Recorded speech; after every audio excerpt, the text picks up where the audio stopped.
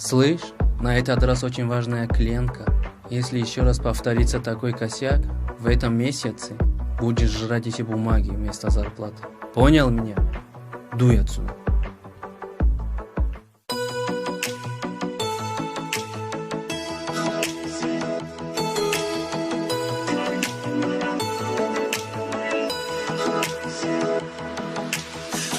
Գիմե ֆորա դամայի ու շիխի դևոն ավորդը դաստար պշտի սար շիշտագի դար քնջի դևոր բայոդի մույ զարդը չաշմի ջոդը գարե խոլի լաբըտ մավադամ երտն բարոյ խշբախտիդ մեշամ սաբաբըտ քուրում կադա բրայ մամերամ այ պայի պողոդյո այ էհսոսի մոնդա դարմա շոմում այ բույի մուհոդ մուրդում այ ռոզի դիլ քնի դար ջավոb նաբրոմատ գապըտ նիգոմ կադա տաբասում կադի քշտմ խոլի լաբըտ خالصی و پشتی نبی جانانه خالصی و کردای مرا دیوانه خالصی و پشتی نبی جانانه خالصی و کردای مرا دیوانه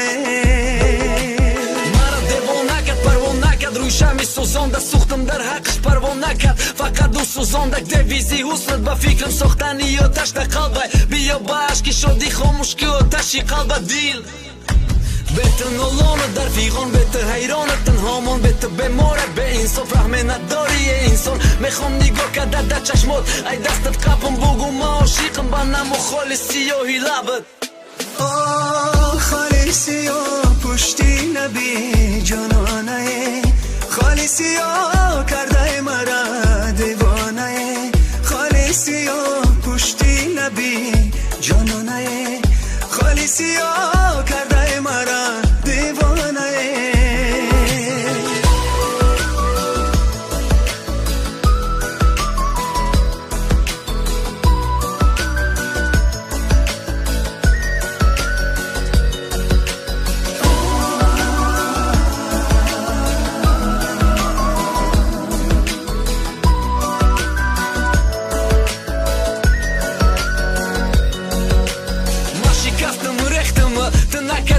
خالصیات بمارم کده پرتافتم به دوا موی سرما سفید کدی پیر کدی پاچنی یاشه دیگه در کارم نستای عشقشم می باشه بس دیگه بپوشم چشمام دیده خالصیاتم موهای زردی فورم تبه چشمکای شلاته گفتم با دیدنت خرسم میشه پاچنی زیک خالی لبت خزان می آورده با بهاری عاشق خالصی و پشتی نبی جانانه خالصی و هکی عاشق میکنم پرتای دیله کی مسیج میدارم خالصی و کرده مرا دیوانه دیوانه و بگونه ای عقل کی بد میاره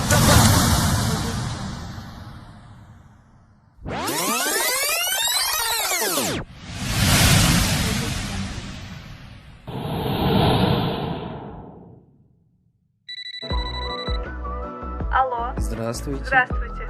Срочно отправьте ко мне того доставщика. Он что-то натворил? Если что, я уволю его. Нет, не смейте. Просто отправьте ко мне его. Хорошо, я вас понял.